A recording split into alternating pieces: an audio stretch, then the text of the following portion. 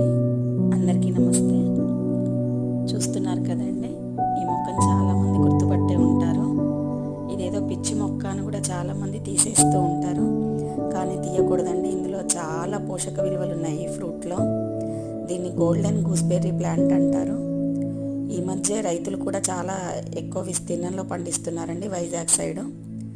ఇది foreign variety కూడా ఉంటుంది, కొంచెము పెద్దగా ఉంటుంది సైజు కాయ.